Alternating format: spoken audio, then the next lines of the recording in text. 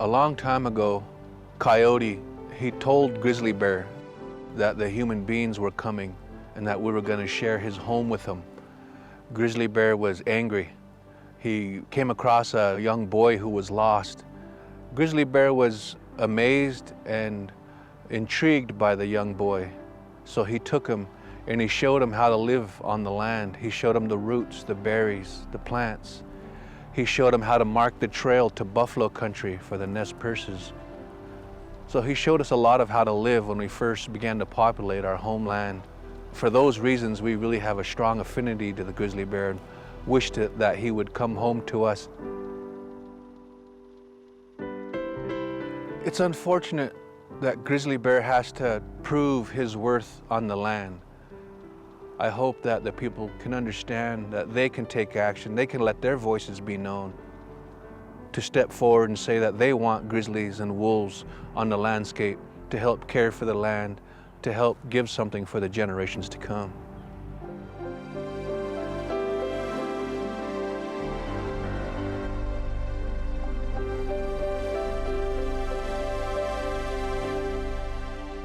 The fate of the grizzly bear is in our hands. If the grizzly is to survive, we need to learn to live together. This challenge has been accepted by those of us who believe that there is ever more to be learned from the wild.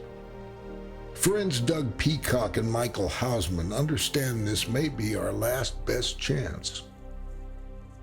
I was there living alone back in the woods of Yellowstone long enough to realize that the bears themselves were having trouble. They were the lowest their population had ever been. And that's when somebody gave me an old 16mm movie camera, and I decided I was going to assemble kind of an ethnographic film of the surviving grizzlies. What attracted you to grizzly bears, having been a combat veteran?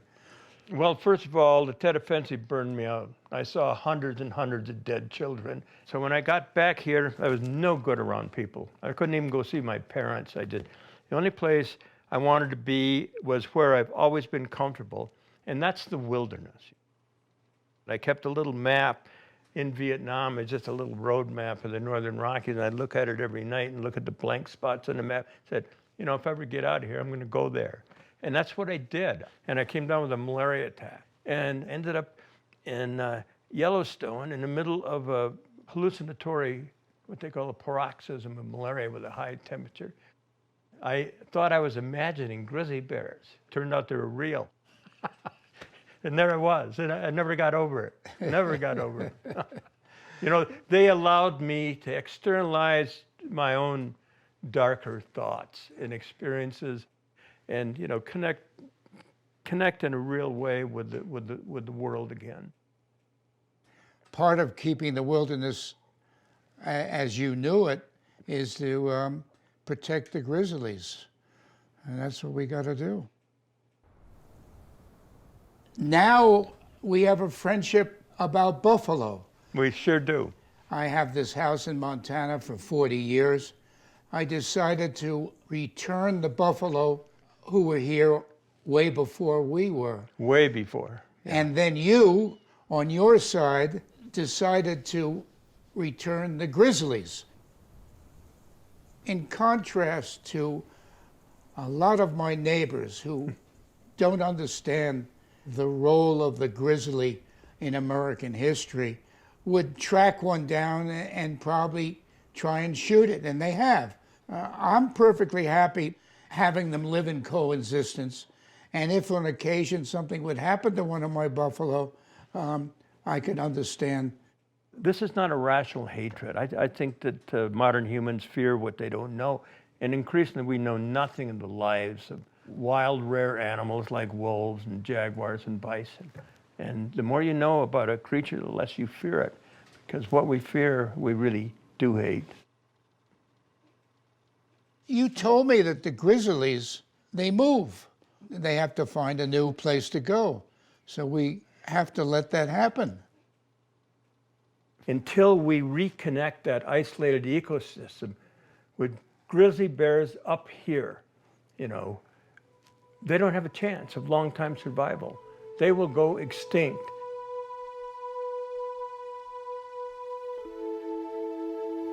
We are at a time where every question needs to be opened and turned inside out. We don't know what our future will be. We know what our past is. We know that bears have walked alongside humans from the beginning. So why would we risk that? Why not err on precaution rather than arrogance? And the delisting the grizzly feels like an act of arrogance. The intent of the law is to preserve our precious wilderness forever, protected by the presence of grizzlies, wolves, and buffalo. Removing the grizzlies from the endangered species list means trophy hunting. In other words, we have saved them in order to kill them. Doctor, thank you for appearing today. Grizzly bears, you testified to, once roamed in huge numbers across the western United States, certainly in my home state of Colorado, but due to hunting and habitat destruction, they've been completely wiped out. In all of the lower 48 states, there are only roughly 1,500 grizzly bears left. In your expert scientific opinion, are those numbers high enough to remove protections for the grizzly bear? My opinion would be, backed by the science, is that grizzly bears exist in less than 3% of their original numbers. And if grizzlies are to survive as a species, genetically, there has to be connectedness between the populations of bears. Thank you, Doctor, and I would certainly agree with you. My understanding that British Columbia, just by way of example, has 20 times as many grizzlies as the state of Wyoming.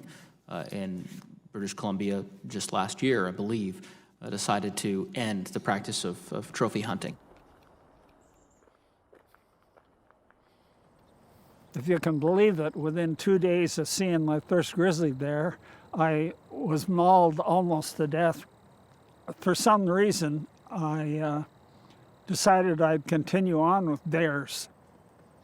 The term explorer bear, I believe I invented it, but I was trying to get the idea that bears that leave a population of bears and sometimes go long distances are exploring for new territory for themselves. So I think what we're seeing with the explorer bear is an attempt to find new habitat, partly because they're food stressed. They're not successful at finding food. They haven't even got a territory where they can learn all the postal routes to get the seasonal foods. They're the ones that get into cat food and bird feeders and horse chow and all these sorts of things, or garbage that people leave out. So the message there for people in wild country, especially in places like Montana, we have to secure our garbage and any foods. You've got to adjust your behavior to fit the local environment. We have to come up with some management initiatives that look after those explorer bears, because they're very important genetically and for other reasons, because they're the ones that are going to connect our disparate populations that we have now and fill in the wilderness in other areas. I mean, that's the most positive thing you can do. Protected habitat and having a decent, humane attitude toward our wilderness symbol, the grizzly bear.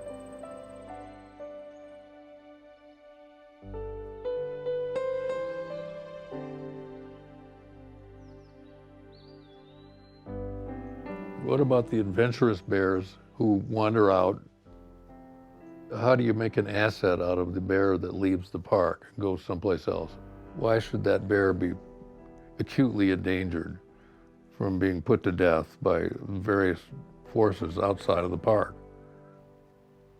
Without grizzly bears, the entire region becomes a different place. It would be a sign that the Northern Rockies was not the wild place it used to be. If you could face the idea of killing grizzlies or removing grizzlies, I think that would have a sort of a cascade for every other wild thing. It would say something about the place itself to lose any of these iconic animals. It's not a world that I'd really want to live in very much. If we were missing sandhill cranes, or if We were missing goshawks, all these kinds of things that seem to stand for the place because they've co-evolved for such a long time. And the idea that we had the capacity to sort of terminate their presence would say something about us as a sort of suicidal people.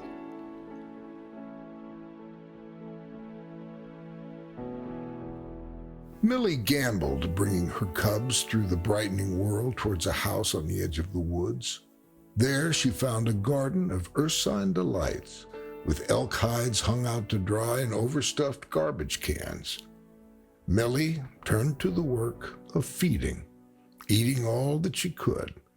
Engrossed, she did not notice the house's screen door opening. She did not see the long barrel of a 12-gauge shotgun in the dim light.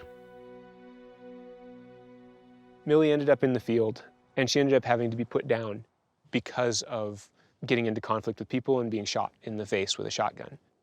It's so easy to look at population numbers or look at, this idea of range expansion, right? Bears returning to places where they've been absent for a while. Every bear that shows up on a trail camera, every bear that you see at the edge of the forest, as the night's coming up, that bear has essentially performed a series of heroic feats to stay alive until the moment when you see it or encounter it. And that, for me, is what Millie's story really makes clear. She knew where every single crop, wild or domestic, was ripening, and she moved through the Mission Valley with a stealth and a grace that is truly awe-inspiring.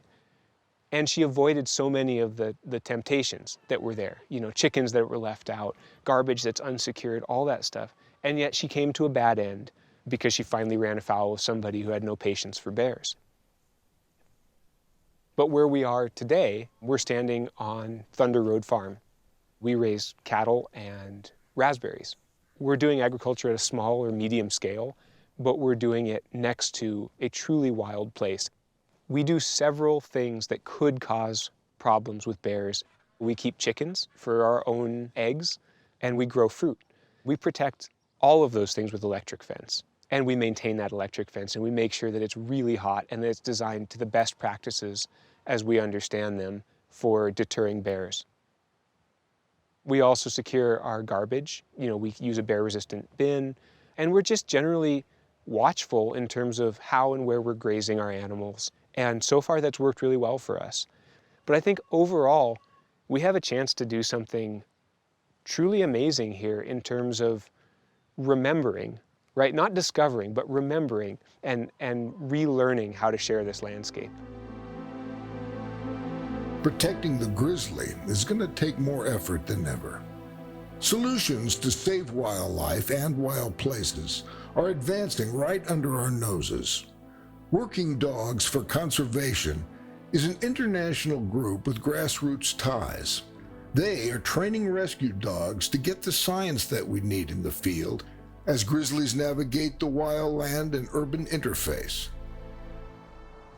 This organization was founded because they wanted to develop techniques that would make it easier to determine populations in a less invasive way. So we don't have to actually touch the animal to get the results that we're looking for.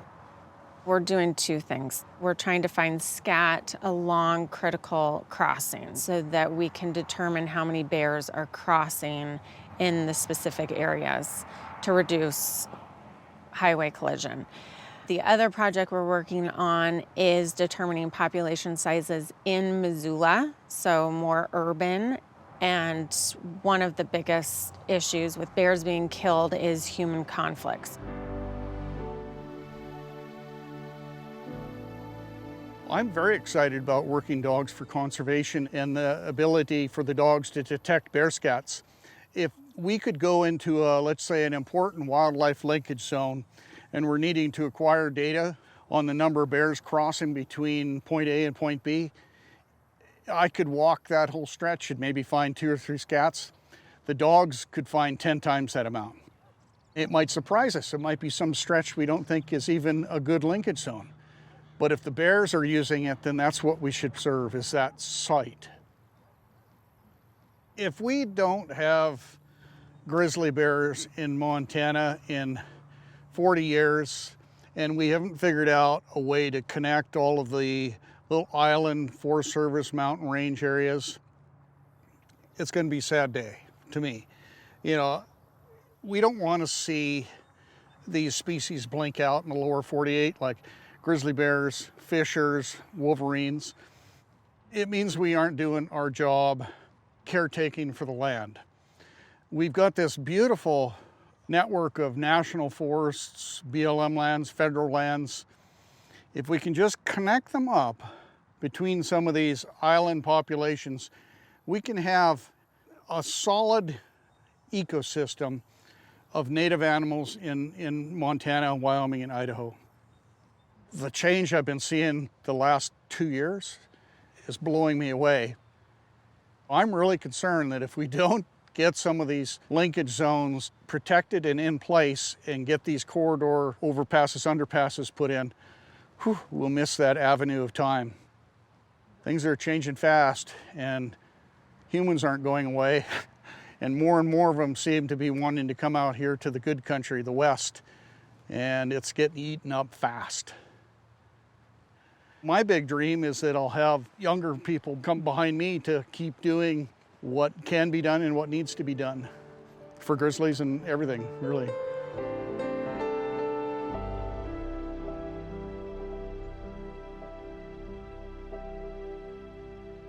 We're an all-inclusive fly fishing lodge. We've always had just this standard dumpster out here for our trash, and then for a number of years we kept having issues with bears being able to get into the trash. We tried to handle it on our own through a number of different means, and ultimately they could just get in.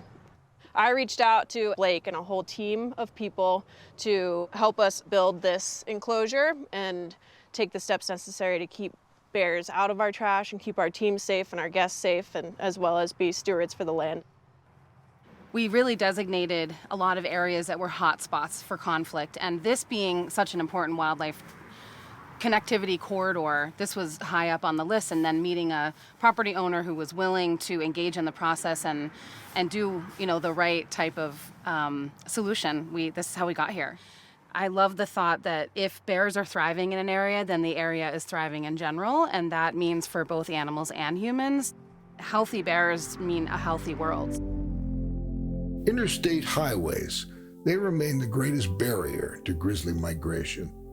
If grizzlies living in geographically isolated ecosystems are to reconnect, the science needed to do that is coming from a homegrown place at the Montana State University. We try to reduce collisions with wildlife, specifically large species that are also a threat to our own safety. And we also try to provide habitat connectivity, provide them a safe passage from one side of the road to the other side of the road. Wildlife fences, they essentially have two functions. One is to keep wildlife off the road and to guide them towards underpasses and overpasses. Are we crazy to build these things? Well, if you look at the economics, we're not crazy. It is defensible, but they cost money. And some people say it costs too much money. But if you say that, then you make the assumption that there is no cost. Well, when we hit animals, we have vehicle repair costs. There's a certain probability that there will be human injuries and human fatalities. So we know for sure that there is a cost. If we build fences over long road sections, at least 3 miles, then we reduce collisions with large mammals 80 to 100%. So quite effective. We had about 22,000 successful crossings by wild mammal species, medium-sized and large-sized mammal species every year. And in the 5 years we monitored, there was over 100,000 successful crossings. It's not just about providing a crossing structure at this road section. It is about this crossing structure is at this location because further that way is another road that is mitigated in the same context, providing connectivity between a core area even further away. You do it in a much more coordinated level, on a landscape level, in this case even a national level. It is a choice that you have to make. Others have done it. There's no reason we cannot do it here other than, do we want it? That is the question. Do we want it?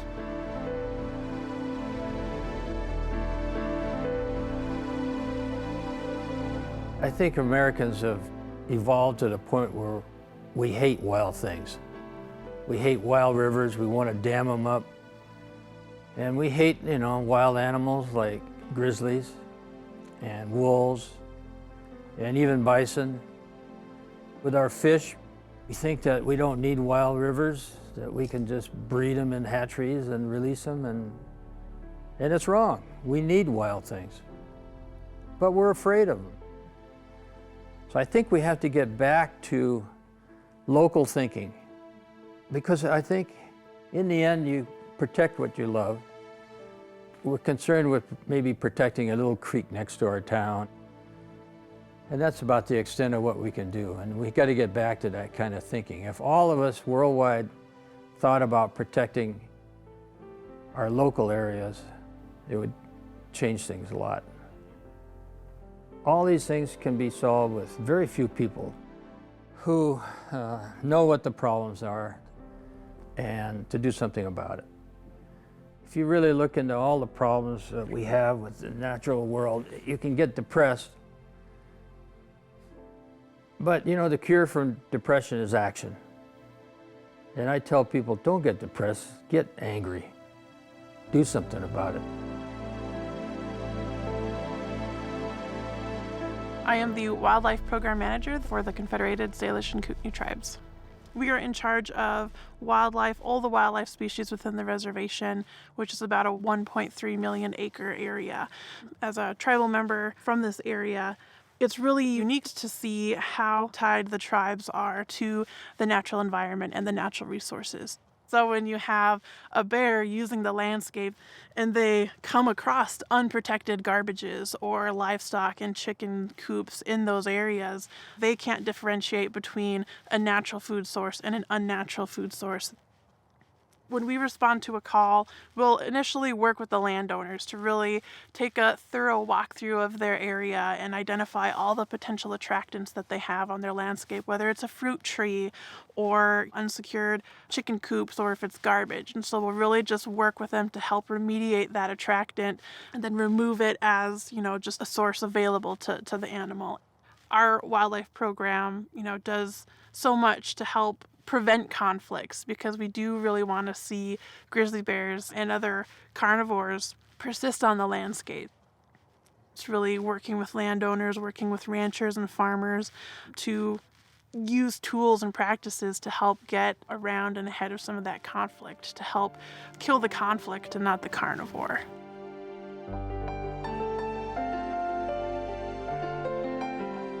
Jackson Hole, Wyoming is responding to the perilous time of year known as hyperphagia, when bears need to fatten up before winter denning.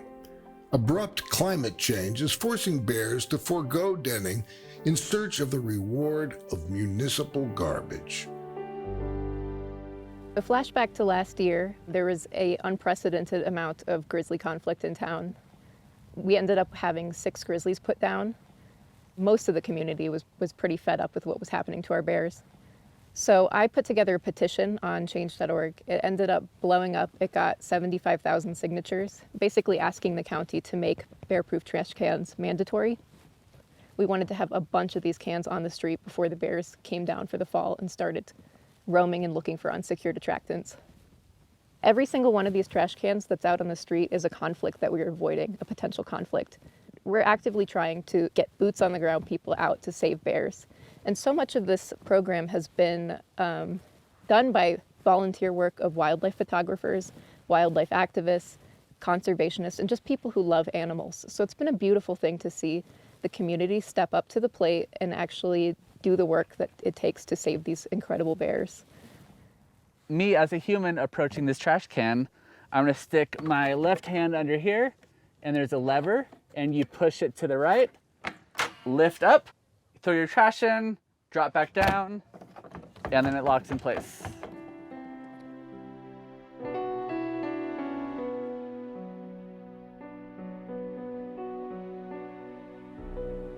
Farmstead Cider started in 2016. We started picking trees, and we picked, 5 trees and made 30 gallons of cider.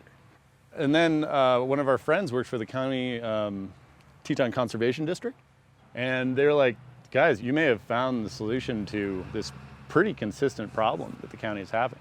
The idea was to harvest as many trees as we could. So we focused on just sweet trees, and we harvested 70 trees. And the county's like, whoa. Conservation was like, 70 trees? Like, how many trees do you estimate there are when we did our final presentation? And we're like, well, 500, 600 trees. It became clear that this was a pervasive issue in the county.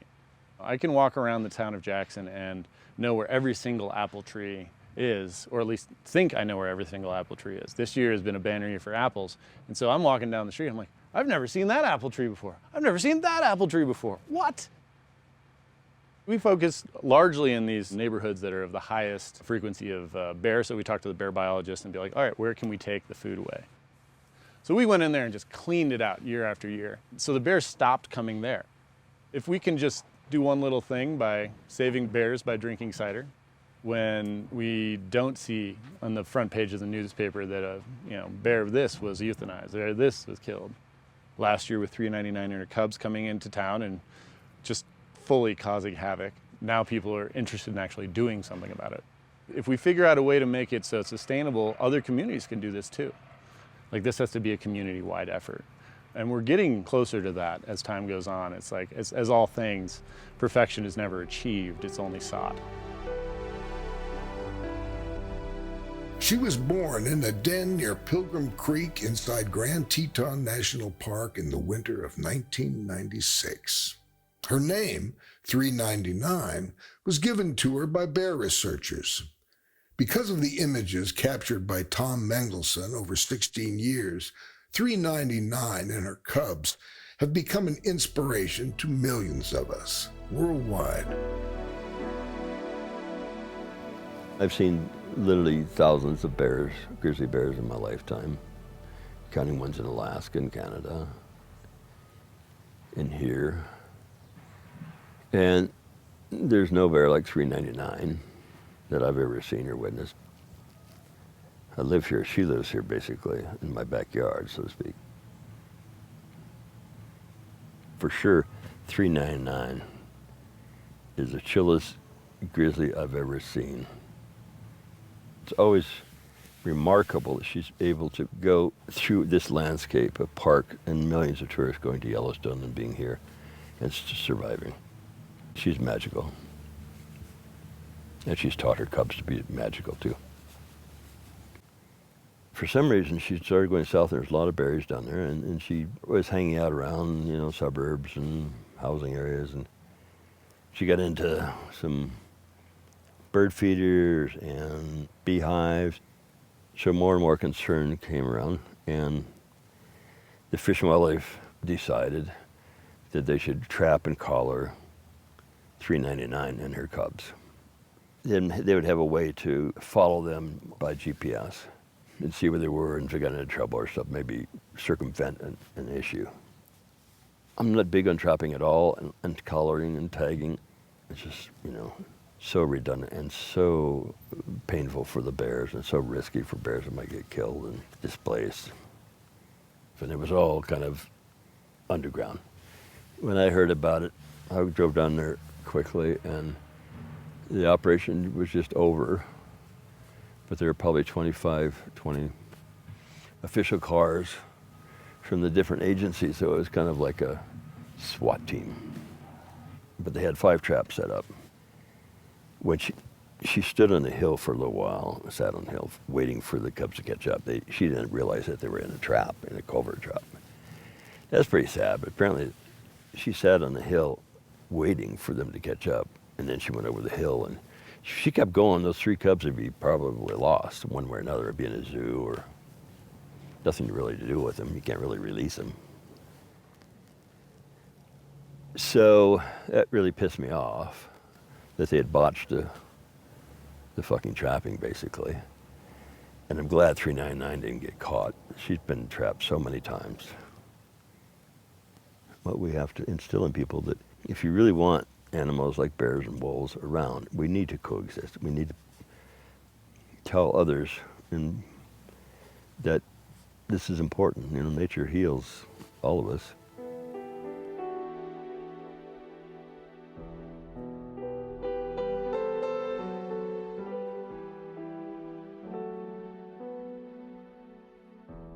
What have we lost? If we can only imagine a grizzly bear instead of know it's there, we have lost so much because we have lost the very thing, the very spirit that allows us to be in this place.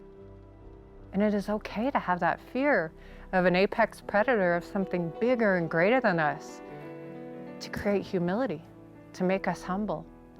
Because I believe that all of the right words and the right inspiration come from that place of openness, of vulnerability and humility. And I think the bear, for me, teaches that over and over again. I think that the biggest lesson that we can learn is reciprocity with any creature. The bear does things within the ecosystem that help an ecosystem flourish. What are we doing? What are we doing to help this ecosystem flourish? What are we doing that doesn't kill it? It's like we're standing on the edge of a branch and we're sawing it off the tree, and pretty soon we're gonna have nothing left to hold on to. What do we learn from nature? That it can give back as much as it takes. We have to be at this place where we're giving back now. We've taken all we can from the West, and it's starting to die.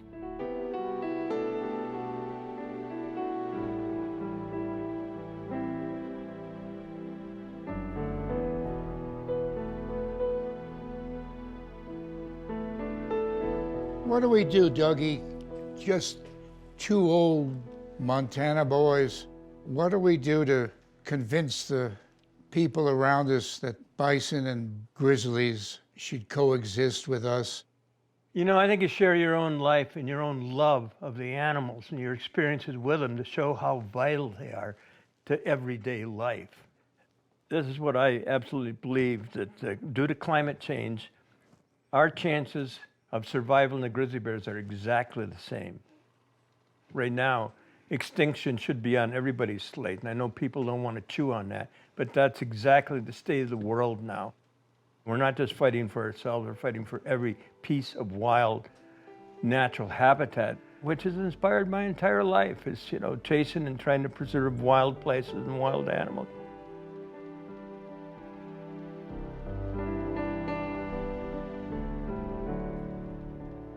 If the great bear is to survive, we need to find human tolerance in our western wildlands.